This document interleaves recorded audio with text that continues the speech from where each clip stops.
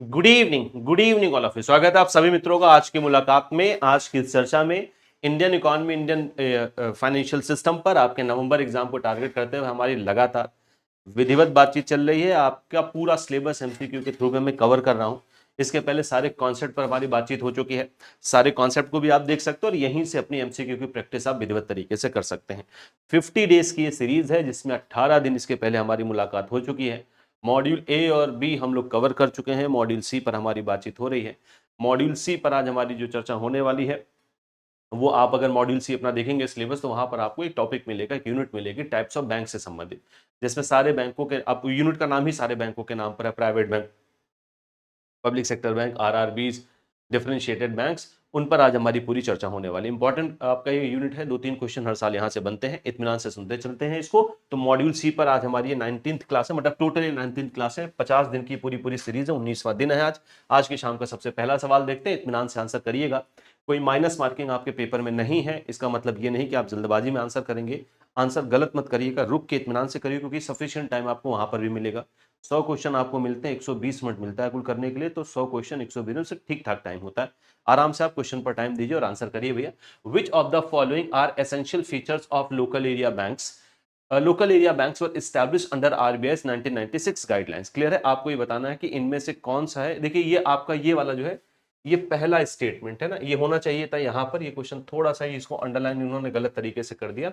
ये पहला स्टेटमेंट है, ठीक है। तो ये पहला स्टेटमेंट हो गया, दूसरा हो गया, तीसरा हो गया, चौथा स्टेटमेंट हो गया। इसको नीचे आना चाहिए था, वो टाइप एक टाइपोग्राफिकल एरर है ये।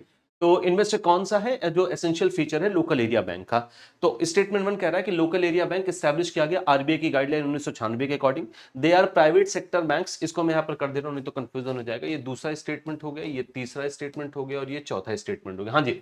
तो दूसरा स्टेटमेंट कह रहा है they are private sector banks with jurisdiction restricted to 3 contingent district. दूसरा स्टेटमेंट है कि ये प्राइवेट सेक्टर का बैंक है जिसका ज्यूरिडिक्शन होता है 3 जिलों तक, जो 3 कंटिजेंट डिस्ट्रिक्ट होती है वहां तक ये होता है। तीसरा स्टेटमेंट है there minimum paid up capital requirement was initially 5 crore, later raise to 25 crore. जिसका इनिशियल रिक्वायरमेंट 5 करोड़ था, बाद में इसको बढ़ा के 25 करोड़ किया गया। और दूसरा क्या कहा जा रहा है आपका, local area bank are allowed to mobilize despite and provide credit only to agriculture and MSME, SME, जो आपके स्मॉल मीडियम इंटरप्राइजेज, उनकी बात हो तो लोकल एरिया बैंक अलाउ है कि वो फंड को मोबिलाइज कर सकते हैं जो उनके पास पैसा डिपॉजिट किया गया, और ये केवल क्रेडिट प्रोवाइड करते हैं एग्रीकल्चर सेक्टर को और एसएमईज को। कौन सा स्टेटमेंट सही? केवल पहला, दूसरा, तीसरा।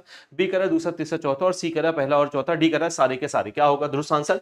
लोकल एरिया बैंक भैया इस बार यहां से 2 क्वेश्चन पूछे गए थे, मतलब इस टॉपिक में अकेले लोकल एरिया बैंक से ही 2 क्वेश्चन पूछे गए थे, जेआईबी में भी, और ऐसा ही एक टॉपिक सीआईबी में भी है, जो 4th कंपलसरी पेपर है बीआरबीएल, वहां पर भी ऐसा ही एक टॉपिक है। तो वहां पर भी लोकल एरिया बैंक से क्वेश्चन बना, दोनों जगहों पर लोकल एरिया बैंक से क्वेश्चन बना हुआ था। इत्मीनान से आंसर करिए क्वेश्चन नंबर 1 के लिए क्या दुरुस्त आंसर होगा। तब तक आप लोग इसको करते चलिए, मैं आपको लोकल एरिया बैंक बता देता हूं। लोकल एरिया बैंक, एक एक बात को ध्यान से सुनते चलिएगा, local area bank private sector का बैंक होता है, पहली बात हो गई। इसका मतलब वो कंपनीज एक्ट के तहत रजिस्टर्ड होता है, दूसरी बात हो गई। तीसरी बात ये होगी कि लोकल एरिया बैंक को असल में एक बहुत छोटे जुरिडिक्शन के लिए बनाया गया था, स्पेशली सेमी अर्बन एरिया और रूरल एरियाज में जो फंड गैप्स बन रहे हैं उनको फुलफिल करने के लिए इनको लोकल एरिया बैंक्स को लाया गया था। तो ये बेसिकली प्रमोट करते हैं जो आर्टिशंस हैं, जो किसान हैं, स्मॉल फार्मर, मार्जिनल फार्मर्स, उनके पैसे को डिपॉजिट करवाते हैं, उसको आगे मोबिलाइज करते हैं। ये काम लोकल एरिया बैंक का होता है। अधिकतम ये 3 जिलों तक काम कर सकते हैं। इनकी जो इनिशियल पेड अप कैपिटल थी वो 25 करोड़ थी, ये बिल्कुल दुरुस्त बात है। ये सारी चर्चा आपके लोकल एरिया बैंक के अंतर्गत आती है। लोकल एरिया बैंक को शेड्यूल्ड कॉमर्शियल बैंकों की कैटेगरी में भी रखा जाता है। ठीक हो गई जितनी बात। और ये प्राइवेट सेक्टर के बैंक होते हैं, ये बात आपको ध्यान रखनी है। अब अगर हम यहाँ पर इसका आंसर देखें तो ये पहला स्टेटमेंट बिल्कुल दुरुस्त स्टेटमेंट है, 1996 की गाइडलाइंस के अकॉर्डिंग आया था, यानी जहां जहां एक होगा वहां वहां आंसर बनेगा। तो बी आंसर बन नहीं सकता, बाकी सारे आंसर आपके बन सकते हैं। दूसरा स्टेटमेंट चेक करते हैं, they are private sector bank with jurisdiction restricted to 3 contingent district. दूसरा स्टेटमेंट भी बिल्कुल सही, इसका मतलब जहां जहां दूसरा स्टेटमेंट होगा वो आंसर बनेगा। तो सी आंसर आपका बन नहीं सकता, यानी अब आपका आंसर या तो ए बनेगा या तो डी बनेगा। तीसरा स्टेटमेंट देख लेते हैं, इसकी paid up capital requirement initially 5 crore थी, जिसको बढ़ाया 25 करोड़ किया गया। ये स्टेटमेंट बिल्कुल सही है। इसका इसका मतलब जहां 3 होगा वो आपका आंसर बनेगा, तो ए और डी दोनों बन सकता है। चौथा स्टेटमेंट भी हमको चेक करना है, ये केवल और केवल एग्रीकल्चर और एसएमई को पैसा देगा, ऐसा बिल्कुल भी नहीं है, तो चौथा स्टेटमेंट गलत है। 3 ही स्टेटमेंट सही है, ऊपर के पहले, दूसरे और तीसरे, यानी ए ऑप्शन आपका करेक्ट ऑप्शन होगा। तो जिन्होंने भी ए आंसर किया है बिल्कुल दुरुस्त आंसर किया है। क्वेश्चन नंबर 2 की तरफ मूव करते हैं। क्वेश्चन नंबर 2 क्या कह रहा है, असर्शन और रीजन, कथन और कारण पर ये क्वेश्चन है। असर्शन कह रहा है local area bank were created to promote financial inclusion in rural and semi urban areas. अब अगर आपने मेरे पिछले वाले क्वेश्चन पे जो हम लोगों ने डिस्कशन किया, डिस्क्रिप्शन अगर आपने ठीक से सुना होगा तो इसका आंसर आ जाएगा, पता होगा आपको असर्शन सही है या नहीं सही है। तो कथन ये कह रहा है कि लोकल एरिया बैंक को क्रिएट किया गया था फाइनेंशियल इंक्लूजन को प्रमोट करने के लिए, स्पेशली रूरल और सेमी अर्बन एरियाज में। क्यों ऐसा किया गया, इसका रीजन क्या है कि they were modelled on regional, क्या है, they were modelled on regional rural banks with public sector ownership. Clear है, तो इनका जो मॉडल किया गया था उनको रीजनल रूरल बैंक्स पर किया गया था, पब्लिक सेक्टर बैंकों के साथ।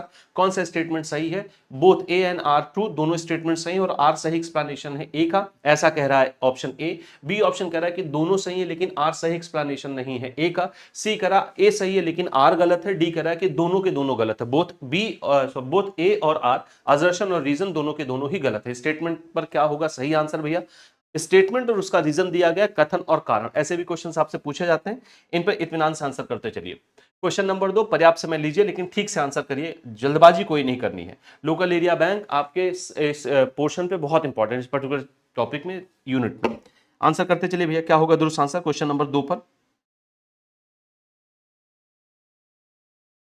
लोकल एरिया बैंक पर हमने पीछे चर्चा की हुई है, इस पर आंसर करिए। तो असर्शन और रीजन, सफिशिएंट समय हम लोगों ने ले लिया, इस पर बात कर लेते हैं। अभी पीछे इस कथन पर हमारी चर्चा हुई है, असर्शन बिल्कुल दुरुस्त आंसर है। इसको लाया गया था कि जो आपका फंड गैप बन रहा है किसी तरीके का रूरल या सेमी अर्बन एरिया में, उसको फुलफिल किया जा सके, उसको भरा जा सके, उसको फिल किया जा सके, इसलिए फाइनेंशियल इंक्लूजन इससे होगा। तो ए तो सही है लेकिन आर बिल्कुल गलत है। इसको मॉडल किया गया था रीजनल रूरल बैंक पर, ऐसा नहीं है, और ना ही ये पब्लिक सेक्टर ओनरशिप के अंतर्गत काम करता है, ये अपने आप में प्राइवेट सेक्टर है। तो ए स्टेटमेंट सही है लेकिन आर गलत है। आप मित्रों में से जिन्होंने भी सी आंसर किया है बिल्कुल दुरुस्त आंसर किया, C option is the correct option. Clear है। क्वेश्चन नंबर 3 पर आते हैं। Which of the following entities are eligible to apply for small finance bank license. इनमें से कौन सी एंटिटी है जो स्मॉल फाइनेंस बैंक की लाइसेंसिंग के लिए अप्लाई कर सकते हैं। Small finance bank differentiated banks के अंतर्गत आता है। डिफरेंशिएटेड बैंक्स में 2 बैंक्स आप पढ़ते हैं अपने सिलेबस में, स्मॉल फाइनेंस बैंक और पेमेंट बैंक्स। तो स्मॉल फाइनेंस बैंक की लाइसेंसिंग के लिए इनमें से कौन सी एंटिटीज एलिजिबल है, आपको ये बताना है। कोई भी रेजिडेंट इंडिविजुअल या प्रोफेशनल जिसका 10 साल का एक्सपीरियंस हो फाइनेंस और बैंकिंग में। तो ऐसा रेजिडेंट इंडिविजुअल या प्रोफेशनल जिसका एक्सपीरियंस है कम से कम 10 साल का फाइनेंस और बैंकिंग में, वो कर सकता है। एग्जिस्टिंग एनबीएफसीज, एमएफआईज और लोकल एरिया बैंक। तो लोकल एरिया बैंक भी इसमें अप्लाई कर सकते हैं, माइक्रो फाइनेंशियल इंस्टीट्यूशंस भी कर सकते हैं, नॉन बैंकिंग फाइनेंशियल कंपनीज भी कर सकती हैं। Cooperative bank converting into small finance bank, तो ऐसे कोऑपरेटिव बैंक भी कर सकते हैं जो कन्वर्ट होना चाहते हैं स्मॉल फाइनेंस बैंक्स में। और चौथा स्टेटमेंट करा foreign banks with existing Indian operation. Foreign banks जिनका इंडिया में ऑपरेशन है वो भी कर सकते हैं। तो पहला दूसरा तीसरा है, या दूसरा और तीसरा है। सी कह रहा है कि पहला और चौथा है। डी कह रहा सारे के सारे, 1 2 3 4। डी क्या कह रहा है भैया, सारे के सारे स्टेटमेंट इसमें से सही, मतलब सारे के सारे इसमें एलिजिबल हैं स्मॉल फाइनेंस बैंक्स पर अप्लाई करने के लिए। क्लियर है। ऑन टैप लाइसेंसिंग की सुविधा देता है, आप आंसर करते चलिए। ऑन टैप लाइसेंसिंग की सुविधा स्मॉल फाइनेंस बैंक के लिए। ऑन टैप लाइसेंसिंग का मतलब है, जितनी बातें मैं आपसे कर रहा हूं उसको ध्यान से सुनते चलिए, हो सकता है यही आपके स्टेटमेंट में भी पूछ लिया जाए। ऑन टैप लाइसेंसिंग का मतलब होता है भैया कि आरबीआई की विंडो लाइसेंसिंग के लिए आपके लिए 12 महीने के लिए ओपन है, मतलब आप कभी भी जाएं लाइसेंसिंग आपको की जाएगी, सारी रिक्वायरमेंट अगर पूरी होती है तो। आरबीआई इसकी लाइसेंसिंग करता है। स्मॉल फाइनेंस बैंक जब शुरुआत में पेमेंट बैंक के साथ लाया गया था तो इसकी पेड अप कैपिटल थी स्टैब्लिश होने के लिए 100 करोड़ रुपए, बाद में इसको बढ़ाकर 200 करोड़ रुपए कर दिया गया। तो इस समय स्मॉल फाइनेंस बैंक के स्थापित होने के लिए जो पूंजी चाहिए वो 200 करोड़ रुपए चाहिए। पेमेंट बैंक के लिए अभी भी 100 करोड़ है, लेकिन स्मॉल फाइनेंस बैंक के लिए बढ़ा के 200 करोड़ कर दिया गया है। अगर कोई कोऑपरेटिव बैंक कन्वर्ट होना चाहता है, स्पेशली अर्बन कोऑपरेटिव बैंक अगर कन्वर्ट होना चाहते हैं स्मॉल फाइनेंस बैंक में, तो उनके लिए अभी भी पूंजी 100 ही करोड़ रुपए है, वो कन्वर्ट हो सकते हैं। सफिशिएंट टाइम हम लोगों ने ले लिया है। तो कोऑपरेटिव बैंक के लिए मैंने आपसे पीछे चर्चा की कि वो कन्वर्ट हो सकते हैं। इसका मतलब जहां पर तीसरा स्टेटमेंट होगा वो बिल्कुल दुरुस्त आंसर बनेगा। तो सी तो बन नहीं सकता, ए बी डी बन सकते हैं आपके आंसर।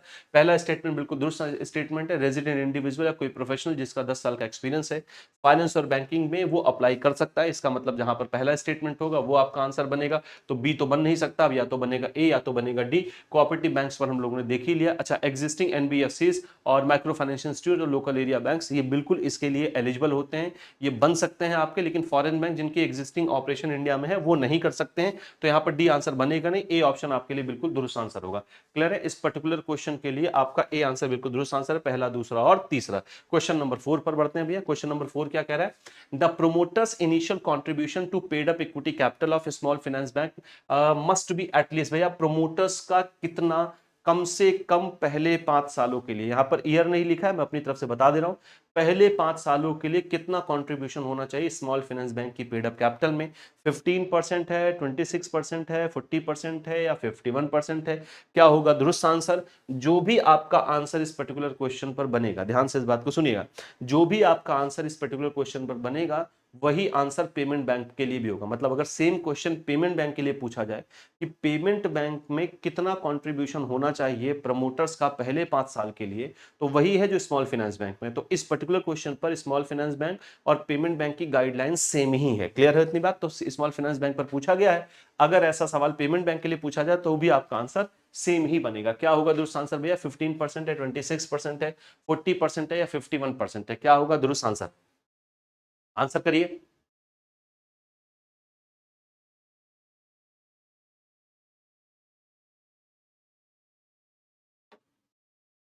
आंसर करिए भैया। क्वेश्चन नंबर 4, सफिशिएंट टाइम हम लोगों ने ले लिया है, अब इत्मीनान से कुछ बातों को सुनते चलिएगा। आप में से जिन्होंने भी 40% आंसर किया है बिल्कुल दुरुस्त आंसर किया है।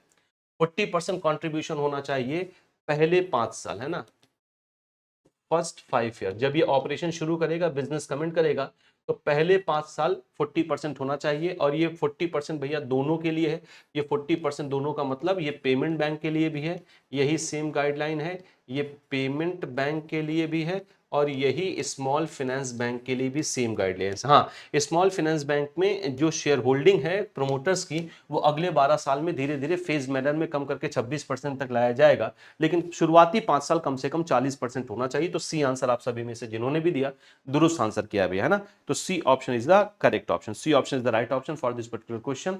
क्लियर है? C option is the correct option. Question number 5 पर आते हैं। स्टेटमेंट 2 दिए गए हैं, अपने को करेक्ट स्टेटमेंट का पता लगाना है। लोकल एरिया बैंक के बारे में भी ये सवाल है। तो RBI has allowed local area banks to voluntary convert into small finance bank. Local area bank को आरबीआई ने अलाउ किया है, वो कन्वर्ट हो सकता है स्मॉल फाइनेंस बैंक में। और स्टेटमेंट दूसरा करें, small finance bank have broader geographical scope than local area bank which were limited to district, 3 district. Small finance bank के पास ब्रॉडर जियोग्राफिकल एरिया होता है लोकल एरिया बैंक की तुलना में। लोकल एरिया बैंक के पास 3 ही जिलों का होता है, स्मॉल फाइनेंस बैंक के पास एक ब्रॉडर एरिया होता है। दोनों ही स्टेटमेंट सही, ए ऑप्शन कह रहा है, बी कह रहा है कि दोनों स्टेटमेंट गलत है, सी कह रहा है केवल पहला सही है, डी कह रहा है केवल दूसरा सही है। क्या होगा दुरुस्त स्टेटमेंट? लोकल एरिया बैंक पर अभी इसके लोकल एरिया बैंक क्या, जब हम स्मॉल फाइनेंस बैंक पर पिछला क्वेश्चन हमने अभी देखा था तो वहां पर यह देखा था local area bank small finance bank में कन्वर्ट हो सकते हैं कि नहीं हो सकते हैं। तो आंसर करिए, अगर इस पर पिछला क्वेश्चन आपने ठीक से सुना है, देखा है, तो इस पर आप बिल्कुल दुरुस्त बढ़िया आंसर कर सकते हैं। क्लियर है? चलिए, सफिशिएंट समय हम लोगों ने इस पर्टिकुलर क्वेश्चन पर ले लिया है। आरबीआई ने बिल्कुल अलाउ कर रखा है लोकल एरिया बैंकों की वो कन्वर्ट हो सकते हैं स्मॉल फाइनेंस बैंक में, लेकिन मेरी तरफ से इसमें एक और गाइडलाइन आप जोड़ लीजिए, यहां पर जो नहीं लिखा है उसको जोड़ लीजिए। लोकल एरिया बैंक को काम करते हुए कम से कम 5 साल हो चुका हो, तो 5 साल पूरा करने के बाद ही वो कन्वर्ट हो पाएगा। तो आप इसको एक तरीके की एलिजिबिलिटी माने लोकल एरिया बैंक के लिए कि कम से कम उन्होंने 5 साल काम कर लिया हो तो वो स्मॉल फाइनेंस बैंक में कन्वर्ट हो सकते हैं। बिल्कुल कन्वर्ट हो सकते हैं, पहला स्टेटमेंट सही है। स्मॉल फाइनेंस बैंक के पास बड़ा एरिया होता है, स्मॉल फाइनेंस बैंक पूरे भारत में कहीं पर भी अपनी ब्रांच खोल सकता है। लोकल एरिया बैंक के पास 3 ही जिले होते हैं, इसलिए आपका दूसरा स्टेटमेंट भी सही है। इसलिए आप में से जिन्होंने भी ए आंसर किया इस पर्टिकुलर क्वेश्चन पर, क्वेश्चन नंबर 5 पर बिल्कुल दुरुस्त आंसर किया भैया, option A is the correct option. Question number 6 पर बढ़ने के पहले कुछ इंपॉर्टेंट इंफॉर्मेशन आप सभी समझ लीजिए। जेआईबी की प्रिपरेशन उम्मीद है कि आप सभी ने शुरू कर दी होगी। आप में से कोई भी व्यक्ति अभी तक अगर इसकी प्रिपरेशन अभी तक शुरू नहीं की है, आप में से किसी भी हमारे बैंकर नहीं या कोई डीबीएफ के हमारे मित्र हैं, तो अब आप विलंब कर रहे हैं। अब आपके पास बहुत ज्यादा समय नहीं है कि आप उसे खराब करें, आपको अपनी तैयारी शुरू कर देनी चाहिए। थोड़ा समय आप अपनी बढ़ा दीजिए पढ़ाई पर, क्योंकि 2 नवंबर को ही इसका सबसे पहला पेपर है। तो अभी भी आपके पास लगभग लगभग सितंबर में 20 दिन बचे हुए हैं, पूरा अक्टूबर आपके पास बचा हुआ है। तो मोटे मोटे तौर पर आपके पास पहला, दूसरा, तीसरा पेपर, ये सब पेपर तैयार करने के लिए थोड़ा अभी समय है। मतलब आप तैयार कर सकते हैं, अभी भी सारे पेपर क्लियर कर सकते हैं। आप हमारे महापैक में आ सकते हैं। देखिए, मैं ये नहीं कह रहा हूं कि आप हमारे ही महापैक्स के थ्रू तैयारी करें, ऐसा बिल्कुल भी नहीं है। बस मेरी ये सलाह है आपको कि आप किसी की गाइडेंस में तैयारी करें।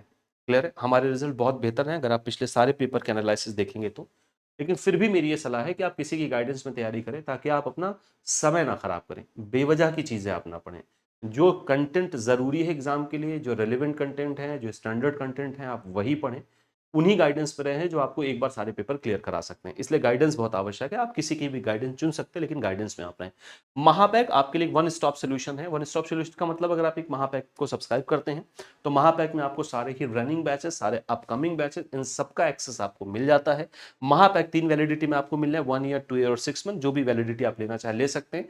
महापैक में आपको ई बुक का भी एक्सेस फ्री ऑफ कॉस्ट मिलता है। एडिशनल आपको मॉक टेस्ट इसमें मिलते हैं। इसके अलावा 2 आपके लिए और महापैक हैं, 1 ईयर और 2 ईयर के, लेकिन ये कंबाइंड महापैक है। मतलब इसमें जेआईबी और सीआईबी कंबाइंड महापैक आपको मिलेगा। जैसे ही आप अपना जेआईबी का पेपर क्लियर करेंगे, आप तुरंत सीआईबी के पेपर में तैयारी में लग जाया करिए, लग जाइएगा। और कोशिश आपकी होनी चाहिए कि अगले ही साइकिल में सीआईबी का पेपर भी क्लियर कर ले। नंबर ऑफ बैंकर्स ऐसा करते हैं, एक ही साल में वो जेआईबी सीआईबी दोनों क्लियर कर लेते हैं और 3 इंक्रीमेंट आराम से वो एक साल में ले लेते हैं। आपका भी प्रयत्न यही होना चाहिए। तो अगर आप कंबाइंड महापैक लेते हैं तो जेआईबी की तैयारी आप करिए, इसी महापैक से पेपर क्लियर करिए और सेम महापैक से आप सीआईबी की तैयारी कर सकते हैं। कुछ भी आपको अलग से परचेज करने की जरूरत नहीं पड़ेगी। ये 2 वैलिडिटी में है, 1 ईयर और 2 ईयर।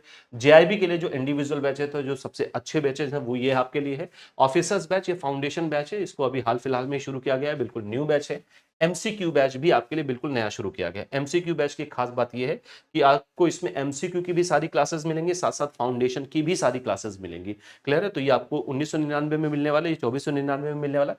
थोड़ा सा ही फीस में डिफरेंस है, लेकिन इस फीस डिफरेंस में आपको फाउंडेशन एमसीक्यू दोनों मिल जाएगा, जबकि उसमें सिर्फ आपको फाउंडेशन की क्लासेस मिलेंगी। अगर आप महापैक लेते हैं तो ये दोनों बैच आपको अलग से परचेज करने की जरूरत नहीं, महापैक में ऑलरेडी एडेड है। आते हैं क्वेश्चन नंबर 6 पर। क्वेश्चन नंबर 6 क्या कह रहा है हमसे? How much percentage of its funds to required to be invested by payment banks in government securities और treasury bill with maturity up to 1 year. अब इस क्वेश्चन का जो भी आंसर बनेगा, यही सेम आंसर आपका स्मॉल फाइनेंस बैंक के लिए भी होगा, अगर स्मॉल फाइनेंस बैंक पर सेम क्वेश्चन पूछा जा रहा है। जैसे क्वेश्चन पूछा गया है कि कितना फंड इन्वेस्ट करने की जरूरत होती है पेमेंट बैंक्स को, किसमें? गवर्नमेंट सिक्योरिटी में, जैसे ट्रेजरी बिल जिनकी वैलिडिटी 1 साल की हो। अगर सेम सवाल आपका पूछा जाता है कि कितना पैसा इन्वेस्ट करना जरूरी होता है स्मॉल फाइनेंस बैंक को गवर्नमेंट सिक्योरिटी में जिसकी वैलिडिटी 1 साल तक की हो, तो सवाल दोनों सेम है, बस एक पेमेंट बैंक के लिए, एक स्मॉल फाइनेंस बैंक के लिए, और दोनों का आंसर सेम होगा। तो बताइए भैया कितना इन्वेस्टमेंट करना जरूरी है? 75% है, 25% है, 40% है या 50% है? आंसर करिए, ये क्वेश्चन इंपॉर्टेंट है बाबू, ये क्वेश्चन आपके लिए इंपॉर्टेंट क्वेश्चन है। आंसर करते चलिए क्वेश्चन नंबर 6 पर। क्वेश्चन नंबर 6 पर अब देखिए, ये थोड़ा सा फैक्ट और डेटाबेस क्वेश्चन है, इस पर मैं आपको आंसर बता देता हूं। जो भी आपका आंसर इसमें बन रहा है वो स्मॉल फाइनेंस बैंक और पेमेंट बैंक दोनों के लिए बनेगा। इसका दुरुस्त आंसर है 75%, यानी आप में से जिन्होंने भी ए आंसर किया है बिल्कुल दुरुस्त आंसर किया है। तो 75% दोनों के लिए भैया, पेमेंट बैंक्स के लिए भी है, 75% की गाइडलाइंस पेमेंट बैंक के लिए भी है। पेमेंट बैंक भी 75% जमा करेंगे, ये एसएलआर के रूप में बेसिकली जमा कर रहे हैं ये गवर्नमेंट सिक्योरिटी में, और जिनकी वैलिडिटी 1 साल की हो, और ये गाइडलाइन स्मॉल फाइनेंस बैंक के लिए भी है। अब बाकी जो बचा 25%, 75% तो गवर्नमेंट सिक्योरिटी के रूप में मेंटेन कर देंगे, बाकी जो बचा 25% वो किसी भी कॉमर्शियल बैंक के साथ जमा कर सकते हैं ताकि अपने रूटीन काम वो करते रहें। क्वेश्चन नंबर 7 पर आते हैं। Which of the following is an advantage of neo bank over traditional bank? Neo bank का क्या एडवांटेज है अगर हम ट्रेडिशनल बैंक से तुलना करें? Neo banks can freely issue government backed financial instrument. Neo bank जो है वो फ्रीली इशू कर सकते हैं गवर्नमेंट बैंक, जो गवर्नमेंट बैक्ड जो फाइनेंशियल इंस्ट्रूमेंट्स हैं जैसे ट्रेजरी बिल वगैरह। Neo banks have the same regulatory independence as central bank. Neo bank के पास सेम रेगुलेटरी इंडिपेंडेंस होता है जैसे कि सेंट्रल बैंक के पास। Neo banks are required to follow stricter monetary policy than traditional bank. Traditional बैंकों की तुलना में नियो बैंक को ज्यादा स्ट्रिक्टर जो है मॉनेटरी पॉलिसी गाइडलाइंस को फॉलो करना पड़ता है। डी कह रहा है neo banks have lower operational cost since they do not maintain physical branches. Neo bank के को बहुत कम ऑपरेशनल कॉस्ट लगती है क्योंकि उनके पास कोई फिजिकल ब्रांच नहीं होता है, उन्हें कोई फिजिकल ब्रांच मेंटेन करने की जरूरत नहीं होती है। क्वेश्चन नंबर 7 पर आंसर करिए। देखिए क्वेश्चन नंबर 7 पर तब तक आप अपना आंसर करिए। नियो बैंक कौन से बैंक होते हैं? नियो बैंक वो बैंक होते हैं जो अपनी सेवाएं कंप्लीटली ऑनलाइन डिजिटली प्रोवाइड कर रहे हैं, आपको इलेक्ट्रॉनिकली प्रोवाइड कर रहे हैं, वो नियो बैंक होते हैं। इनको कोई भी फिजिकल जो है ब्रांच नहीं स्टैब्लिश करनी पड़ती है। मैंने आपको एक तरीके का क्लू दे दिया है, अगर आप इस क्लू को देखेंगे तो आपका आंसर बहुत इत्मीनान से हो जाएगा। क्या होगा दुरुस्त आंसर क्वेश्चन नंबर 7 के लिए? तो नियो बैंक कौन से बैंक होते हैं जो कंप्लीटली अपनी सेवाएं किससे देते हैं? डिजिटल मोड में देते हैं, उन्हें कोई फिजिकल ब्रांच मेंटेन नहीं करनी पड़ती, इसलिए उनकी ऑपरेशनल कॉस्ट कम आती है। डी ऑप्शन आप सभी में से जिन्होंने भी दिया है दुरुस्त आंसर दिया भैया। क्वेश्चन नंबर 7 के लिए D option is the right option. D option is the right option. Question number 8 पर आते हैं। What is the role of Indian debt resolution company limited IDRCL in the bad bank mechanism? IDRCL का bad bank mechanism में क्या role होता है? To provide long term loan to asset reconstruction companies, जो ARCs होती हैं उनको long term का लोन देना, या to act as regulatory body overseeing bad loan recoveries. ये क्या करती हैं? एक रेगुलेटरी बॉडी की तरह काम करती है जिसका काम होता है ओवरसी करना बैड लोन की रिकवरीज को। सी कह रहा है to facilitate mergers between financially weak bank, जो फाइनेंशियली वीक बैंक्स हैं उनका आपस में मर्जर करवाने की सुविधा देता है, या to handle the operational and legal resolution of it stressed asset required by NARCL. NARCL का पूरा नाम है national asset reconstruction company limited. इसी एनएआरसीएल को हम बैड बैंक भी बोलते हैं। तो ये जो एनएआरसीएल है भैया, उसको जो असेट रिक्वायर्ड होती है उसका ऑपरेशन और ये मैनेजमेंट और ऑपरेशन देखता है, उसका लीगल रेजोल्यूशन करवाता है, यानी उसका ये एक मैनेजिंग बॉडी होती है आईडीआरसीएल। क्या होगा दुरुस्त आंसर क्वेश्चन नंबर 8 के लिए? क्वेश्चन नंबर 8 के लिए दुरुस्त आंसर करिए भैया। क्वेश्चन नंबर 8 के लिए दुरुस्त आंसर करिए। एनएआरसीएल और आईडीआरसीएल है ना। एनएआरसीएल यानी national asset reconstruction company limited, NARCL basically एक तरीके की एआरसी है। इसमें पब्लिक सेक्टर बैंक की 51% की शेयर होल्डिंग है। इसी के साथ आईडीआरसीएल को स्टैब्लिश किया गया था, India debt resolution sir company limited. इसमें पब्लिक सेक्टर बैंक की शेयर होल्डिंग 49% की। एनएआरसीएल को हम बैड बैंक के रूप में देखते हैं। इसको लाया गया था ताकि स्ट्रेस जो असेट्स हैं उनकी रिकवरी ठीक से की जा सके, दोनों एक साथ। तो एनएआरसीएल जो है बैड लोन को परचेज करना, बैंकों से बातचीत करना, ये सब करने का काम करता है। आईडीआरसीएल इसकी मैनेजिंग बॉडी है।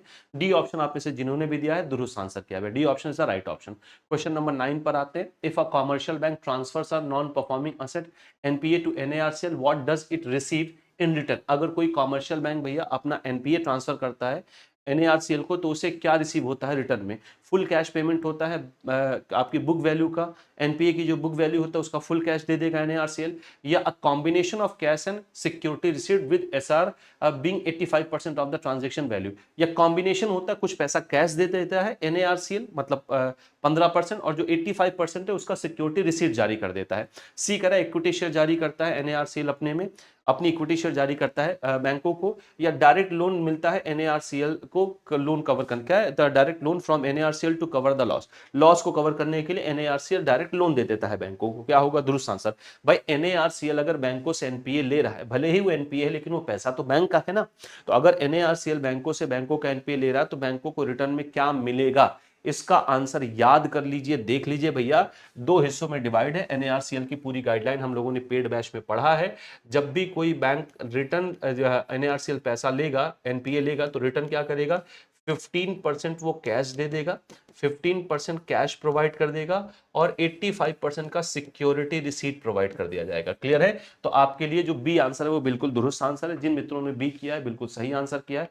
क्वेश्चन नंबर 10 पर आते हैं। Which of the following correctly describes the difference between payment bank and small finance bank? ये क्वेश्चन आसान काफी है लेकिन इंपॉर्टेंट बहुत है। स्मॉल फाइनेंस बैंक और पेमेंट बैंक में क्या अंतर है? Payment bank can not lend money but small finance bank can. Payment bank पैसा उधार में दे सकता है लेकिन स्मॉल फाइनेंस बैंक नहीं दे सकता, पेमेंट बैंक नहीं दे सकता है। Payment banks can not lend money, payment bank उधार पैसा नहीं दे सकता है, लोन नहीं दे सकता, लेकिन स्मॉल फाइनेंस बैंक कर सकता है ऐसा। Payment bank can offer large corporate loans but small finance bank can not. Payment bank large corporate loan दे सकता है लेकिन स्मॉल फाइनेंस बैंक नहीं कर सकता है। Small finance bank can not accept deposit but payment bank can. Small finance bank deposit accept नहीं कर सकता है जबकि पेमेंट बैंक कर सकता है। Payment banks are subject to Basel third norms while small finance bank are not. जो आपका पेमेंट बैंक्स है वो बेसल थर्ड के नॉर्म्स के अंतर्गत आता है लेकिन स्मॉल फाइनेंस बैंक के साथ ऐसा नहीं है। क्या होगा दुरुस्त आंसर क्वेश्चन नंबर 10 के लिए? क्वेश्चन नंबर 10 के लिए अब इसमें बहुत ज्यादा देर रुकेंगे नहीं क्योंकि इसका आंसर आप लोगों को दुरुस्त तरीके से पता है भैया। पेमेंट बैंक क्रेडिट कार्ड नहीं जारी कर सकता है, लोन नहीं दे सकता, लेकिन स्मॉल फाइनेंस बैंक ये दोनों ही काम कर सकता है। स्मॉल फाइनेंस बैंक लगभग लगभग वो सारे काम कर सकता है जो आपके कॉमर्शियल बैंक्स करते हैं। तो ए ऑप्शन इसके लिए बिल्कुल दुरुस्त आंसर होगा। क्लियर है? तो आज के लिए फिर इतनी ही चर्चा रखते हैं मित्रों। अब मेरी मुलाकात आपसे कल होगी वापस। हम मॉड्यूल सी के और हिस्सों पर बातचीत करेंगे, क्योंकि क्लास 50 दिन आपकी चलने वाली है। 45 यूनिट कुल Indian economy, Indian financial system में, और मैं 50 दिन आपसे ये चर्चा करने वाला हूँ। 50 डेज तक आपकी ये क्लास चलने वाली है। अभी हमारी बात इसमें और आगे चलती रहेगी। आज के लिए इतनी बात रखते हैं। अगर बाकी सारे बैचेस की मैंने आपको जानकारी दे दी है, महापैक्स के इंडिविजुअल बैचेस की जो नए 2 इंडिविजुअल बैचेस शुरू हुए हैं, उनमें ऑफिसर्स बैच और एमसीक्यू प्लस फाउंडेशन बैच है। अगर आपका कोई एक सब्जेक्ट रुका है तो सिंगल सब्जेक्ट भी आप सब्सक्राइब कर सकते हो। सिंगल सब्जेक्ट के रूप में चारों सब्जेक्ट आपको यहां से मिल जाएंगे।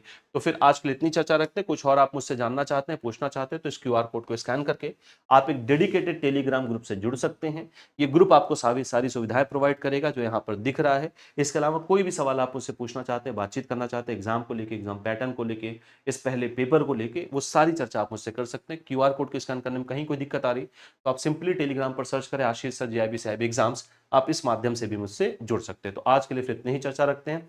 कल वापस मिलते हैं। अगली कुछ और यूनिट्स पर अभी हमारी लगातार बातचीत चलती रहेगी, क्योंकि मॉड्यूल सी में भी यूनिट्स बची हैं। मॉड्यूल सी के बाद हम मॉड्यूल डी शुरू करेंगे। तो अभी क्लास ही लंबी चलेगी, 50 दिन चलना है अभी, तो कल 20वां दिन होगा। तो आज के लिए फिर इतनी बात रखते हैं। चलिए भैया, बहुत बहुत धन्यवाद। Best of luck.